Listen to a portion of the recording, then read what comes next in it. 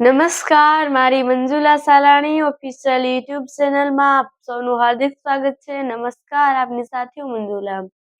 આપણે જોયું કે હર્ષ સંઘવી નાયબ મુખ્યમંત્રી અને તેમણે કાલે જ નિવેદન આપ્યું કે પોલીસોને કહ્યું કે તમે નરમાશભર્યો વ્યવહાર સામાન્ય જનતા સાથે કરો. આવું નિવેદન તેમણે કાલે જ આપ્યું હતું, પરંતુ એ શબ્દો માત્ર 24 કલાક માટે પણ ન રહી શક્યા. જેમાં પાણીમાં મીઠું વહી જાય છે તેવી જ રીતે આ શબ્દો પણ વહી ગયા, તણાઈ ગયા. આપણે જોઈએ છીએ કે હર્ષ સંઘવીએ નિવેદન આપ્યું ત્યાર પછી આજે જે અમદાવાદમાં ઘટના ઘટી તે ખૂબ એટલે ખૂબ અત્યંત આપણને એક શરમજનક બાબત છે તેવી ગણાવી શકાય. આપણે જોઈએ કે હર્ષ સંઘવીએ જે નિવેદન આપ્યું હતું તે પ્રમાણેની આ બાબત જરાય નથી. આપણે જોઈએ કે હર્ષ સંઘવીએ કહ્યું નરમાશભર્યો વ્યવહાર કરો, પરંતુ નરમાશભર્યો વ્યવહાર તો વાત ક્યાંય દૂર રહી જાય છે. તેમણે લાફો માર્યો પોલીસે.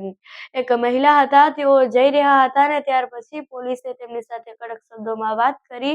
ત્યારે મહિલાએ કહ્યું કે તમે ખરેખર રીતે પોલીસ છો, તેથી પોલીસે તેમને આઈ કાર્ડ બતાવ્યું.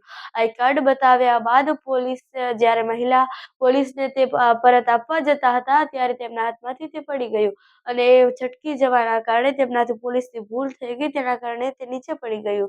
તેથી મહિલા કર્મચારી તેને ઉઠાવવા જતા હતા ત્યારે જ પોલીસે તેમને લાફો માર્યો. હવે લાફો માર્યો ત્યારે તેમના દાંતમાંથી લોહી નીકળ્યું અને તેમનો દાંત ડગી રહ્યો હતો. ત્યાર પછી તેઓ જ્યારે આ નોંધ કરાવવા ગયા, તેની ફરિયાદ કરાવવા ગયા, તો ત્યાં જે મહિલા કર્મચારી હતા તેમની તે ફરિયાદ ન લેવાઈ.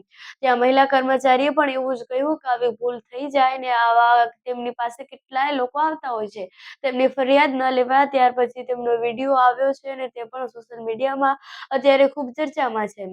આપણે જોઈએ તો આ જે પોલીસ હતા તેમને અત્યારે સસ્પેન્ડ કરી દેવામાં આવ્યા છે, તેની બાબત પણ અત્યારે આપણે જોઈએ. પરંતુ આ હર્ષ સંઘવીએ જે કહ્યું તે ત્યાર પછી પોલીસ આ કડકાઈથી કામ કરે છે તેવું આના પર જરાય નથી કહી શકાતું. આપણે જોઈએ છીએ કે આવા વારંવાર વિડીયો આવે છે તે હર્ષ સંઘવીને ખબર હશે, પરંતુ કાલે જે તેમણે નિવેદન આપ્યું ત્યાર પછી આજે આવું કેમ થયું તેના પર એક સવાલ થાય છે. આવા સવાલો વારંવાર થતા રહેશે ને પછી તેને વિસરી જવાય છે, પરંતુ હવે તેને એક યાદ રાખવાની જરૂર છે અને તેને એ પ્રશ્નનો હલ ન આવી જાય ત્યાં સુધી તેને પકડી રાખવાનો છે. તેને પૂરેપૂરી રીતે તેનો પ્રશ્નનો હલ થવો જોઈએ, પૂરેપૂરી રીતે પ્રશ્નનો જવાબ આપવો જોઈએ. આપણે જોઈએ છીએ કે તેના પર કેટલા મોટા સવાલો થાય છે. એ સવાલોનું લાંબુ ને લાંબુ લિસ્ટ બને છે, પરંતુ એ સવાલોનું લિસ્ટ બને છે તેનું જવાબનું લિસ્ટ માત્ર થોડી જ ઘટનાઓમાં બને છે. એ લાંબા લિસ્ટને આપણે જોયા છે, પરંતુ એ લાંબા સવાલોના જવાબના લિસ્ટ નથી જોયા.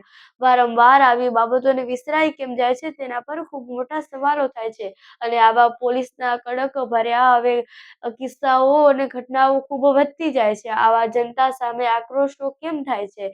જનતાનું રક્ષણ કરનાર જ ભક્ષક બની જાય તો પછી હવે જનતાને બચાવશે કોણ, તેમનું રક્ષણ કોણ કરશે? આવા સવાલો આપણા મનમાં થાય છે, પરંતુ આ સવાલો સામે આપણે અવાજ નથી ઉઠાવી શકતા. તો આ બાબત પર તમારું શું કહેવું છે? કમેન્ટ્સ પર જરૂરથી જણાવજો. સાથે જ અમારી મંજુલા સાલાણી ઓફિશિયલ યુટ્યુબ ચેનલને સબસ્ક્રાઇબ કરવાનું ભૂલશો નહીં. Thanks for watching my video.